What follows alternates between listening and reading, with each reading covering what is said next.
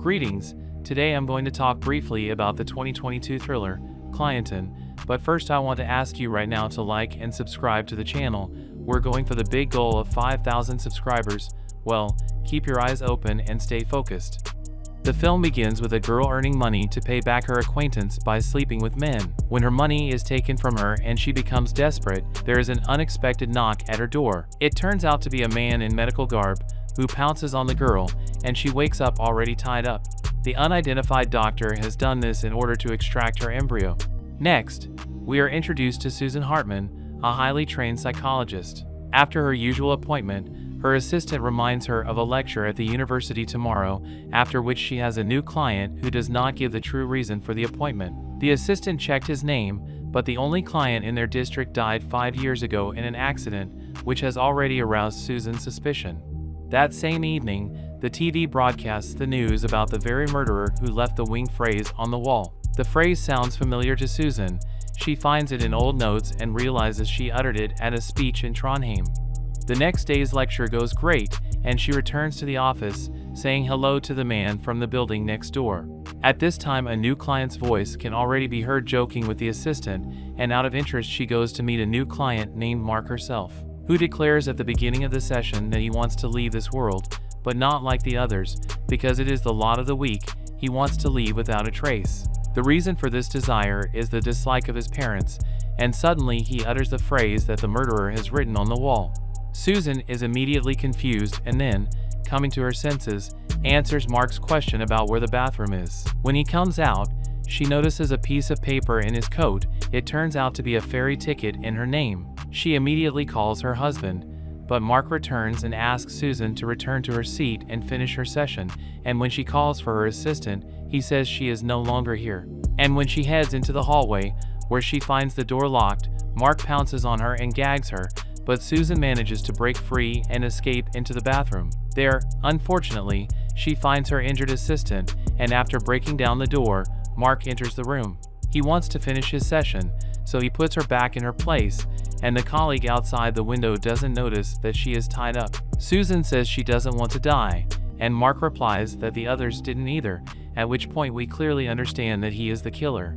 To continue the session, she asks to be untied so she can take notes.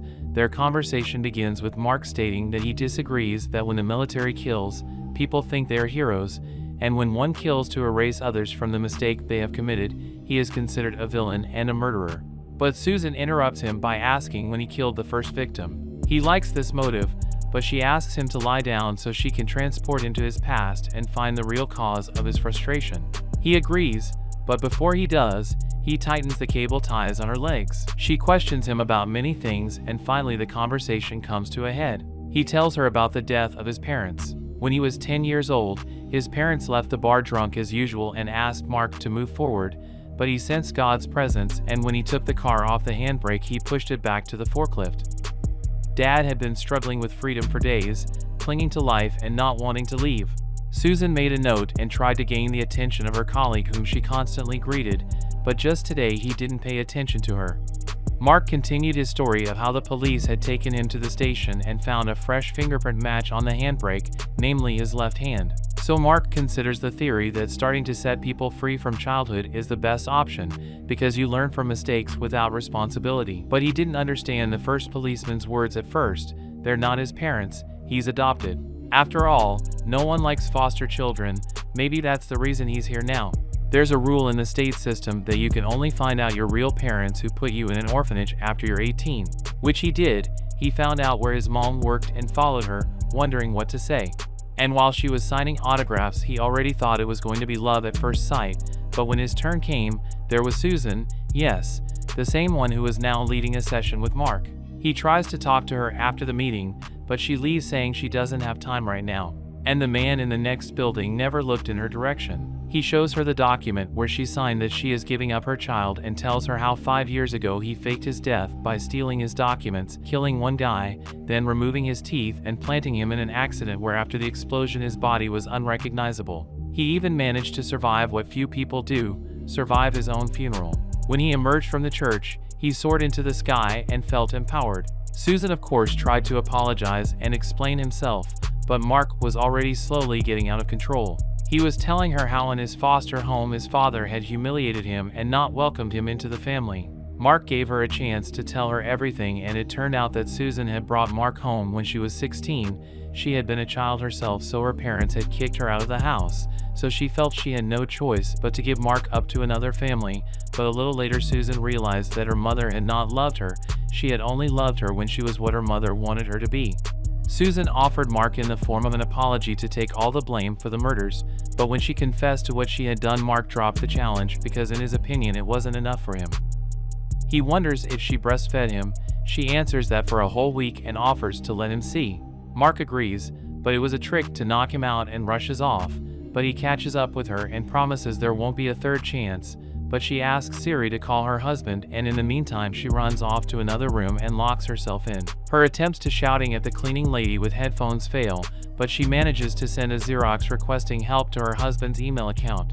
But Mark bursts in and injects Susan with the unknown to put her in a more lethargic state, then tells her how he kidnapped her daughter. Susan wakes up only when a woman announces over the loudspeaker that the ferry is leaving.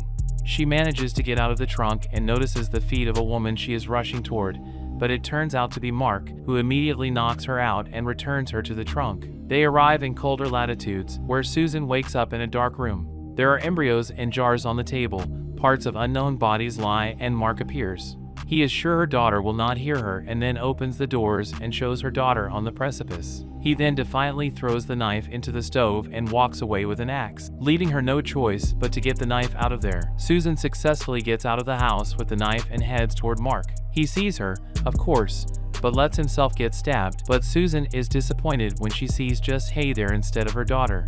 Mark, meanwhile, utters his last words about how desperately she is fighting for her baby and falls down.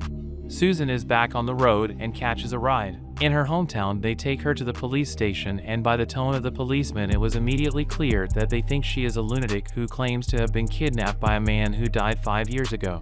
And they show her the contract for the purchase of the plot of land where the police found the embryos, which was bought 3 years ago with her signature. She remembers about that baby waiver signature and realizes that he set it up much bigger. And all they find in the house she supposedly bought are her fingerprints, and in her stories that Mark did it, the man has little credibility. Then Susan realizes that he has succeeded in doing what he has long dreamed of, to disappear, just remove himself from the game without a trace. Even exactly 1 year ago, when she came to Trondheim, in the city where the murder took place and her hair was found. Mark easily got hold of it by sneaking into her room when she was going down in the elevator. He also photographed her diary entry there and later painted it on the wall with the victim's blood, which already fully implicates her in all these murders.